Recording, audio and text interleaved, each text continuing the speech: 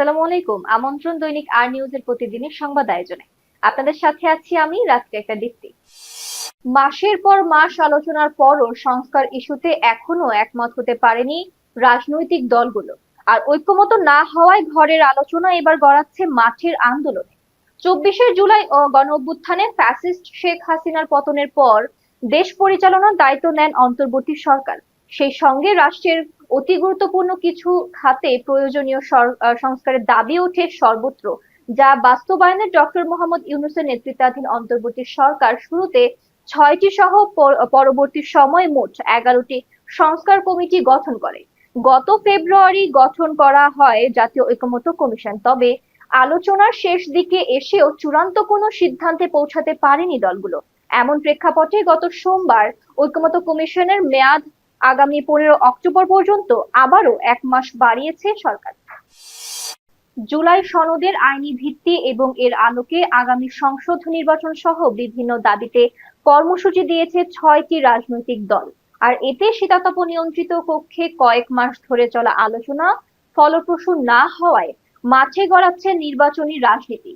দাবি আদায়ে মাঠের আন্দোলনে নামছে রাজনৈতিক দলগুলো। অবশ্য দেশের অন্যতম বৃহৎ রাজনৈতিক দল বিএনপি নীতি নির্ধারকরা বলেছেন, মূলত নির্বাচন পেছানোর ষড়যন্ত্র এবং সরকারকে চাপে ফেলতে এ ধরনের স্ববিরোধী কর্মসূচি দেওয়া হচ্ছে।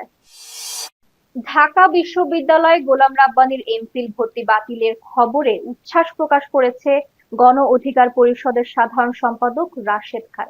তিনি বলেছেন, দীর্ঘ সময় পর হলেও আমি ন্যায় বিচার পেতে যাচ্ছি।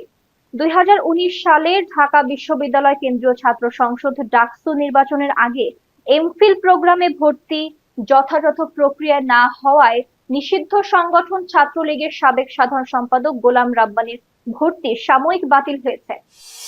গণহত্যার বিচার, জাতীয় পার্টি সহ 14 দলকে নিষিদ্ধকরণ, নুরুল হক নূরের ওপর হামলার প্রতিবাদ সহ 5 দফা দাবিতে জুলাই জনতার সমাবেশ অনুষ্ঠিত হয়েছে।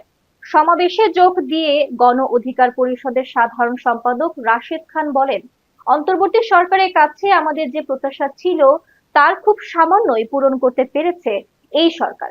বিপ্লবীদের নিরাপত্তা বিঘ্নিত করে তারা নিজেরাও নিরাপত্তাহীনতার মধ্যে রয়েছে।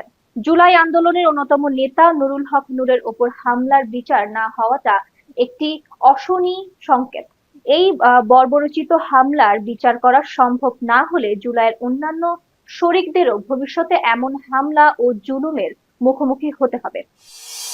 জাতীয় ঐকমত্য কমিশনের সহসভাপতি অধ্যাপক আলী রিয়াজ বলেছেন, কমিশনের বর্ধিত মেয়াদের আগেই জুলাই সনদ বাস্তবায়নের পদ্ধতি চূড়ান্ত করতে চায় কমিশন। এর জন্য কোনো অবস্থাতেই 1 মাস লাগবে বলে মনে করেন না তিনি। এ বিষয়ে বিশেষজ্ঞদের পরামর্শ নেওয়া হয়েছে। তিনি আশা করছেন এ ব্যাপারে দ্রুত একটি পরিণতি দেখা যাবে। আজ বুধবার দুপুর 12টায় রাজধানীর ফরেন সার্ভিস একাডেমিতে রাজনৈতিক দলগুলোর সঙ্গে জাতীয় ঐকমত্য কমিশনের বৈঠকের সূচনা বক্তব্যে এসব কথা বলেন আলী রিয়াজ। জুলাই সনদ বাস্তবায়নের প্রক্রিয়া নিয়ে রাজনৈতিক দলগুলোর সঙ্গে কমিশনের 3য় ধাপের 3য় দিনের বৈঠক হয়েছে আজ। নির্বাহী আদেশে কোনো রাজনৈতিক দলের কর্মকাণ্ড বা কোনো রাজনৈতিক দলকে নিষিদ্ধ ঘোষণা করা বিএনপির সমর্থন করে না। দলের এই অবস্থান জানিয়ে বিএনপির স্থায়ী কমিটির সদস্য সালাহউদ্দিন আহমেদ বলেছেন, যারা জাতীয় পার্টি সহ 14 দলকে নিষিদ্ধ ঘোষণা করতে চাচ্ছে তাদের বক্তব্য যদি সত্য হয় তাহলে তারা সেই অভিযোগটি আদালতে উত্থাপন করতে পারে। আদালতের মধ্যে এ বিষয়ে ফয়সালা হওয়া উচিত বলে উল্লেখ করেন বিএনপি নেতা সালাউদ্দিন আহমেদ। জামায়াতে ইসলামী সহ বেশ কয়েকটি দল জুলাই সনদে আইনি ভিত্তি দেওয়া পাশাপাশি জাতীয় পার্টি ও 14 দলে নিষিদ্ধ করার দাবিতে কর্মসূচি ঘোষণা করেছে। এই প্রেক্ষাপটে মঙ্গলবার রাজধানীর গুলশানে নিজের বাসায় সাংবাদিকদের সঙ্গে আলাপকালে এ প্রসঙ্গে দলের অবস্থান তুলে ধরেন সালাউদ্দিন আহমেদ। এবারে আন্তর্জাতিক সংবাদ। নিউ ইয়র্কে আগামী সপ্তাহে অনুষ্ঠিত হতে যাওয়া জাতিসংঘের সাধারণ অধিবেশনে ফিলিস্তিনিকে রাষ্ট্র হিসেবে স্বীকৃতি দেওয়ার ঘোষণায় কয়েকটি দেশ আগেই দিয়েছে। এবার সে তালিকায় যুক্ত হয়েছে ইউরোপের দেশ লুক্সেমবার্গ। ফ্রান্সের প্রেসিডেন্ট এমানুয়েল ম্যাক্রো ফিলিস্তিনিকে রাষ্ট্র হিসেবে স্বীকৃতি দেওয়ার এ প্রচেষ্টার নেতৃত্ব দিচ্ছেন।